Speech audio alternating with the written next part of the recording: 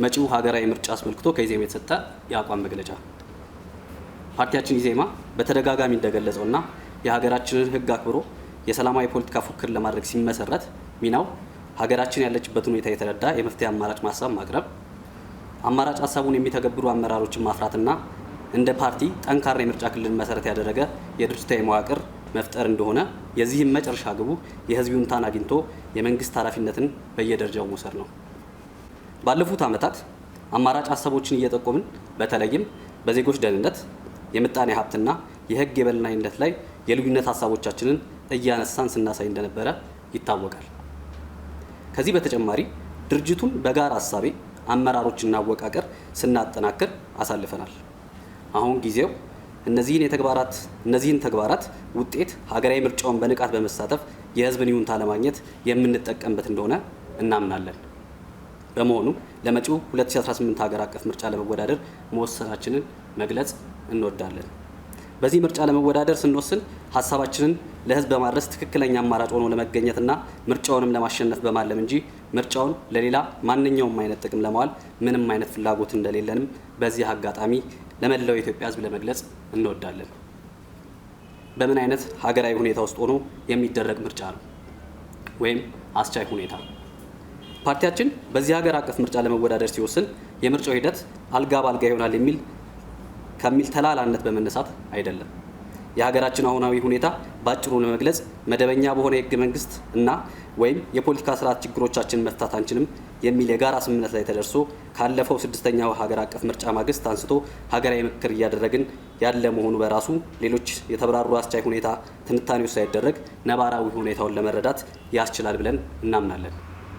ቢሆንም አንዳንዶቹን በወፍ በረር ለመመልከት፣ አንደኛ በሀገራችን አንዳንድ አካባቢዎች ላይ ከፍተኛ የሆነ የጸጥታ ችግር መኖር፣ 2 የፖለቲካ ምህዳሩ ምንም እንኳን በቃል ደረጃ በምርጫው 2013 ሀገር አቀፍ ምርጫ ላይ እንደተገለጸው ሁሉ አሁንም ምርጫውን ነፃና ፍትሐዊ ለማድረግ እንዲሁም አስቻይ ሁኔታን ለማመቻቸት ፍላጎት እንዳለ ቢገለጽም የመንግስትና የገዢው ፓርቲ ካድሬዎች ለዲሞክራሲያዊ ስርዓት ያላቸው ቀናኢነት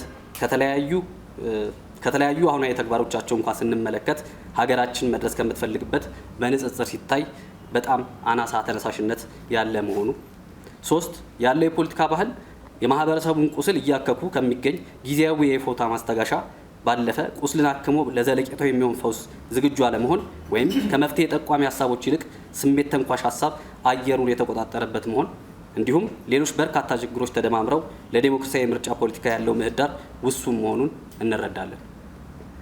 በፓርቲያችን እምነት በፖለቲካው ምህዳር ውስጥ በዝምታ ያለው ሰፊው ማህበረሰብ ከምርጫ 2013 ልምድ በመነሳት በሀሳብ ክርክሮች ወይም ፉክክሮች ላይ በመመስረት የወደፊት እጣ ፈንታውን ገዢው ፓርቲ በተለያየ የኢኮኖሚ ጥቅም ጫና ለሚያደርግባቸውና ለሚደልላቸው ውሱን ግለሰቦች አሳልፎ በድጋሚ አይሰጥም ወይም ቢያንስ የተለያዩ ሀሳቦች የሚንጸባረቅባቸው ምክር ቤቶች እንዲኖሩ በሚያስችል መልኩ ይሳተፋል የሚል ከፍተኛ ግምት አለው።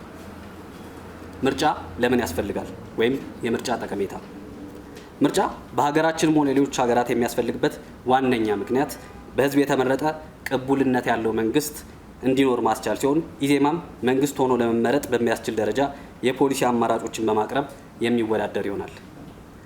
ከዚህ በተጨማሪ እንደኛ ሀገር ባሉ የዲሞክራሲ ስርዓት ግንባታ ተሞክሯቸው ዝቅተኛ ደረጃ ላይ ያሉ ሀገራት በንጻሬ የተረጋጋ መንግስት መመስረቻ የዲሞክራሲ ሂደት ካለፉት ጊዜያት ወዴት እያመራ ነው የሚለውን መመዘኛና ወደፊት እድገቱ ወዴት ሊጓዝ ይችላል የሚለውን በተወሰነ ደረጃ ጠቋሚ ሊሆን የሚችል መሳሪያ መሆኑንም ልብ ሊባል ይገባል።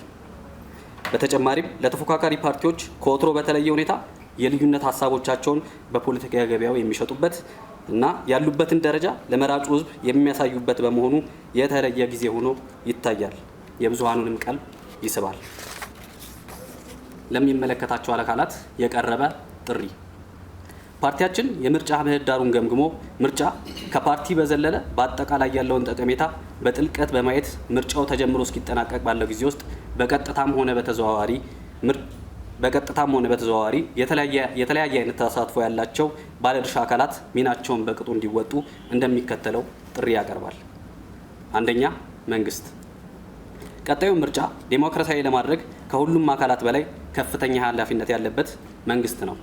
ስለሆነም በጠቅላይ ሚኒስትሩና ሌሎች ከፍተኛ አመራሮች በኩል እንደገለጸው ምርጫው ነፃና ፍትሃዊ ለማድረግ በገባው ቃል መሰረት እንዲሰራ በተለይም የጸጥታና የመገናኛ ብዙሃን ተቋማቱ በሕግ በተሰጣቸው አግባብ ብቻ እንዲሰሩ በማድረግ ኃላፊነቱ እንዲወጣ ጥሪ እናቀርባለን።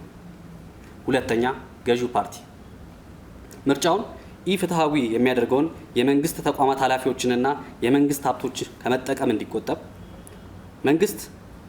መንግስት የሚሰጣቸውን እንደ ማህበራዊ ጥበቃ ወይም ሴፍቲ ኔት ፕሮግራም አይነት አገልግሎቶችን በስድስተኛው ሀገራዊ ምርጫ እንዳደረገው ብልጽግና ፓርቲ ገዢ ሆኖ እስከቀጠለ ብቻ የሚደረጉ ችሮታዎች አስመስሎ በማቅረብ በኢኮኖሚ ዝቅተኛ ደረጃ ያሉ ዜጎች እንዲመርጡት ኢሞራላዊ ከሆነ ጫና የማሳደር ድርጊት እንዲቆጠብ፣ በምርጫው ሀቀኛ ተፎካካሪ መሆኑን ብዙ አያሳጡኝም በሚላቸው አጀንዳዎች ብቻ ሳይሆን በምርጫ ክርክሮች ሁሉ በመገኘት እንዲያሳይ ጥሪ እናቀርባለን። 3. ተፎካካሪ ፓርቲዎች ምርጫውን ስሜት ቆስቋሽ ከሆኑ ሀሳቦች ይልቅ ማህበረሰቡን ወደ ተሻለ ደረጃ የሚያሸጋግሩ የመፍትሄ ሀሳቦች ላይ በማተኮር ለሀገር የተሻለ አማራጭ ላይ ፉክክር እንድናደርግ፣ በእውነትም አማራጭ ሀሳብ ይዘን የመንግስት ኃላፊነት ለመረከብ ከሆነ እየሰራን ያለነው ወይ ተባበሩ ወይ ተሰባበሩ ከሚል መርህ አልባ ትብብር ወጥቶ ፉክክሩ ከገዢው ፓርቲ ጋር ብቻ የሚደረግ ሳይሆን እርስ በእርስ ያለንን ልዩነትን የምናሳይበት እንዲሆን፣ ምርጫውን ከምርጫ ዓላማ ውጪ ለሆነ የትግል ሜዳነት ከመጠቀም በመቆጠብ የምናደርጋቸው እንቅስቃሴዎች ሁሉ ፉክክሩን ለማስተዳደር የተቀመጡ የስነ ስርዓት ህጎችን ባከበረ መልኩ እንዲሆን ጥሪ እናቀርባለን። 4. ምርጫ ቦርድ ተቋሙ ባለው የመጨረሻ አቅም ልክ ምርጫ ለይስሙላ የሚካሄድ የ5 ዓመት ኩነት ሳይሆን የዴሞክራሲ ስርዓት ግንባታ ወሳኝ ተግባር መሆኑን በተረዳ መልኩ ምርጫውን ነፃና ፍትሐዊ ሊያደርጉ የሚችሉ ተግባራትን በቅጡ እንዲሰራ፣ ፓርቲዎች ሁሉ በህግ ማዕቀፍ ውስጥ ብቻ እንዲንቀሳቀሱ ተገቢ ክትትል እንዲያደርግ፣ እንዲሁም በተለይ በባለፈው ምርጫ ያየናቸውን የሎጂስቲክ ችግሮች በመቅረፍ ባለቀ ሰዓት ከሚደረግ የይድረስ ሩጫና በዚህ ምክንያት ከመጡ የገዢው ፓርቲ ጣልቃ ገብነቶች ራሱን እንዲጠብቅ እንጠይቃለን። 5. የሲቪክ ማህበራት ምንም እንኳን የዜጎችን መብትና ግዴታ ግንዛቤ ማስጨበጥ ተግባር የሚፈጸምበት ረዥም ጊዜ የባከነ ቢሆንም ባለው አጭር ጊዜ በተለይም ከምርጫ ጋር ተያይዞ ያሉ ግንዛቤ ማስጨበጫዎችን በቅጡ ለመከወን እንድትሰሩ፣ ምርጫ የሀገርን ዴሞክራሲያዊ ጉዞ የምንወስንበት ትልቅ ሁነት መሆኑን ተረድታችሁ ከዚህ ምርጫ እንደ ድርጅት ምን እናገኝበታለን በሚል ሳይሆን ምን አስተዋጽኦ ማድረግ እንችላለን በሚል የኃላፊነት ስሜት ግዴታችሁ እንድትወጡ ጥሪ እናቀርባለን። 6. መራጩ ህዝብ ኢዜማ መራጩ ህዝብ የተሻለውን ሀሳብ አመዛዝኖ ይመርጣል ወይም ራሽናል ነው የሚል አስተሳሰብ የሚነሳ ሲሆን ባለፉት ጊዜያት በአንድ በኩል ለፖለቲካው ያለ ቸልተኝነት ፖለቲካው የአንድ ፓርቲ የበላይነት እንዲሰፍን በማድረግ ሀገራችን አሁን ላለችበት ሁኔታ ማድረሱን፣ በሌላው ጎን ስሜት ኮርኳሪ የሆኑ የፖለቲካ እንቅስቃሴዎችንም በተመሳሳይ ለሀገሪቱ የፖለቲካ ምህዳር እክል በመሆን የራሳቸውን አሉታዊ ሚና እንደተወጡ በመገንዘብ እነኚህን ለመፍታት በሚያስችል መልኩ የነገ ዕለት ተዕለት ኑሮውን በሚወስን በእንዲህ አይነት ምርጫ ላይ ተሳትፎ ማድረግ የሚያስከፍለው አንዳች ነገር እንደሌለ በመረዳት ከስሜት በተላቀቀ